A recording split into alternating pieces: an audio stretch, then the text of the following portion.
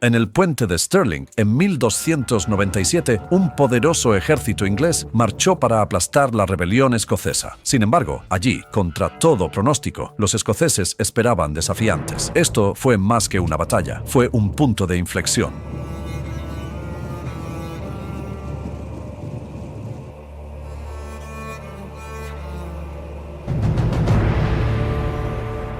El rey Alejandro III de Escocia regresaba con su esposa después de una reunión del Consejo en Edimburgo. A pesar del clima tormentoso, insistió en viajar solo por la noche a lo largo de la carretera costera. La causa verdadera se desconoce, pero en algún momento durante la noche, el rey sería arrojado de su caballo hacia su muerte.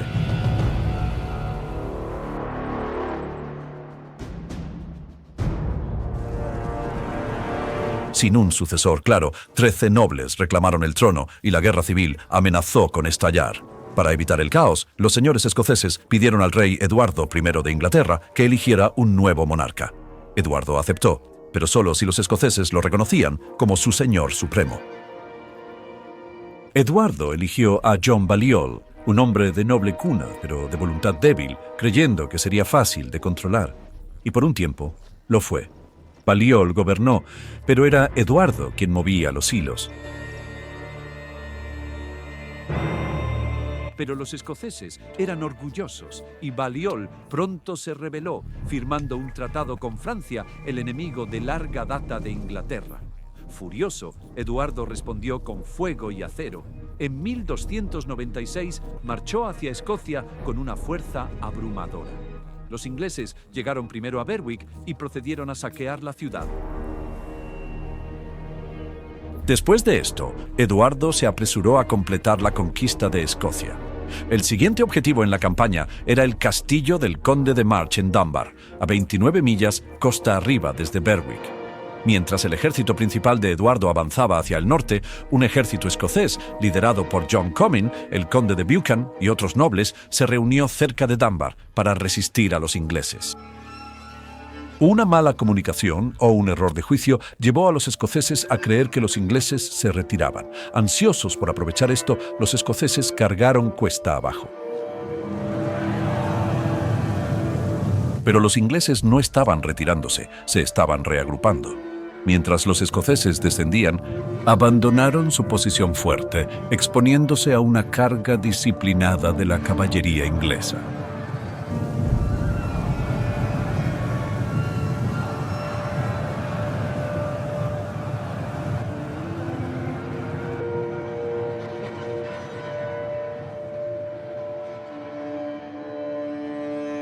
El resultado fue desastroso.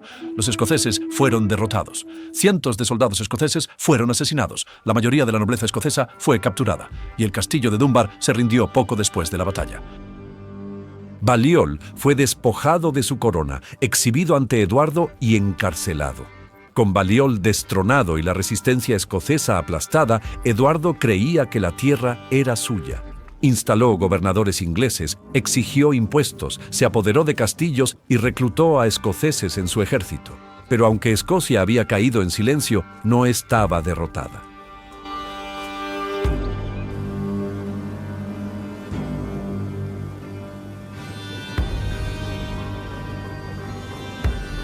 En el norte, un joven noble llamado Andrew Moray se levantó en rebelión, reuniendo clanes bajo su estandarte.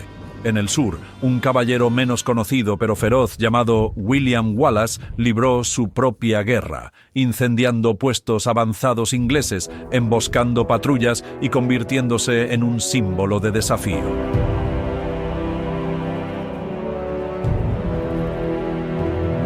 Wallace y Moray, luchando de manera independiente, se unieron con un propósito compartido: liberar su tierra natal del dominio inglés. Con valentía, astucia y un ejército creciente de voluntarios, se prepararon para desafiar a una de las fuerzas más poderosas de la Europa medieval. Su oportunidad llegaría en el puente de Stirling. Stirling no era solo un campo de batalla cualquiera, era un crucial portal geográfico y militar entre las tierras bajas y las tierras altas de Escocia. Quien controlara Stirling tenía la llave del norte de Escocia, y fue aquí donde los ingleses buscaron avanzar sus fuerzas para suprimir la rebelión. El ejército inglés, liderado por John de Warenne, conde de Surrey, y Hugh de Cressingham, era mucho más grande y mejor equipado que las fuerzas escocesas. Las estimaciones varían, pero los ingleses pudieron haber desplegado hasta 9.000 tropas, incluyendo caballería pesada, infantería y arqueros, mientras que los escoceses tenían aproximadamente 4.500 soldados, mayormente infantería, con un apoyo mínimo de caballería. Sin embargo, Wallace y Moray entendían que los números por sí solos no garantizaban la victoria. Confiaron en el terreno, el momento y la perspicacia táctica. Los escoceses tomaron posición en el lado norte del río Forth. En lugar de enfrentarse a los ingleses en terreno abierto, Wallace y Moray esperaron a que los ingleses intentaran cruzar el estrecho puente. El conde de Surrey reconoció que intentar mover su fuerza principal a través del puente lo pondría en desventaja táctica. Como resultado, retrasó el cruce durante varios días, utilizando el tiempo para llevar a cabo negociaciones y explorar el área. El 11 de septiembre, Surrey envió a James Stewart a parlamentar con los escoceses. William Wallace supuestamente respondió: «No estamos aquí para hacer la paz, sino para luchar, para defendernos y liberar nuestro reino. Que vengan y se lo demostraremos en sus propias barbas».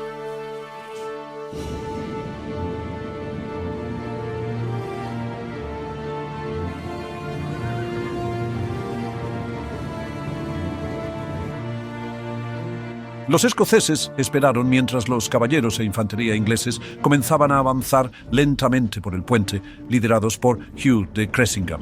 Los escoceses esperaron pacientemente en formación al otro lado del río.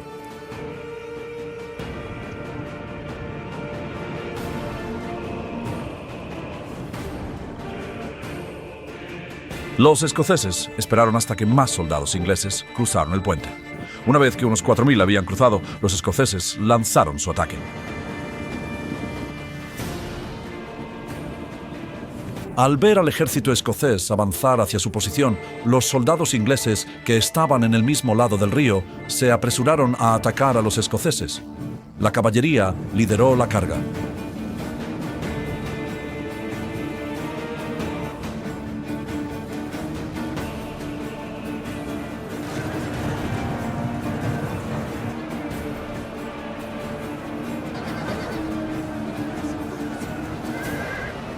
Los escoceses bajaron rápidamente desde el terreno elevado y repelieron una carga de la caballería pesada inglesa, y luego contraatacaron a la infantería inglesa.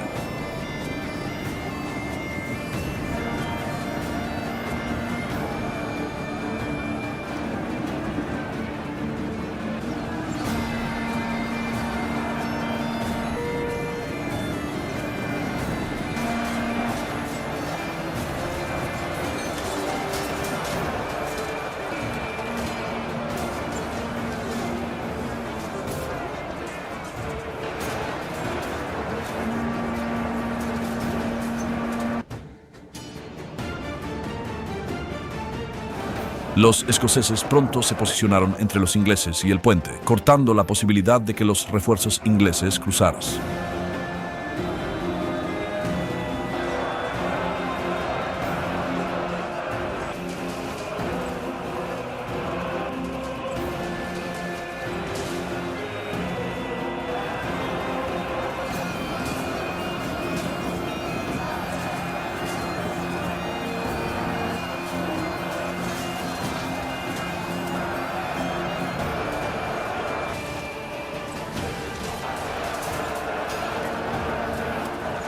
El ejército inglés comenzó a perder confianza y algunos hombres empezaron a retirarse hacia el puente.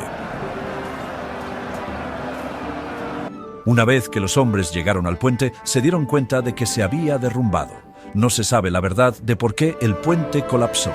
Esto atrapó a los soldados ingleses restantes en el lado equivocado del río, condenándolos esencialmente.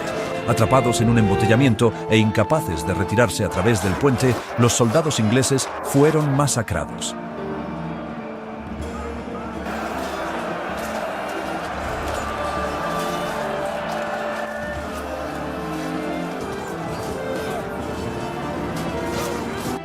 John de Warenne, todavía en el lado sur del río, solo podía mirar con horror. Cada último soldado inglés que quedó atrapado fue asesinado. Las bajas inglesas fueron numerosas. Las estimaciones sugieren que entre 5.000 y 6.000 soldados ingleses fueron asesinados. La mayoría de las fuentes sugieren que las pérdidas escocesas fueron mínimas. Quizás 500 hombres o algo así fueron asesinados.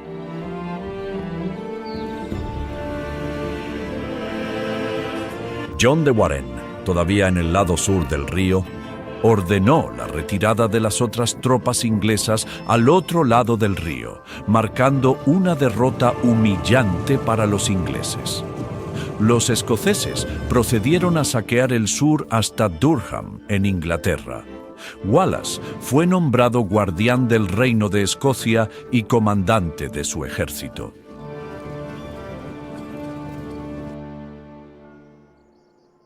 Sin embargo, Eduardo ya estaba planeando otra invasión de Escocia, lo que llevaría a la batalla de Falkirk en 1298.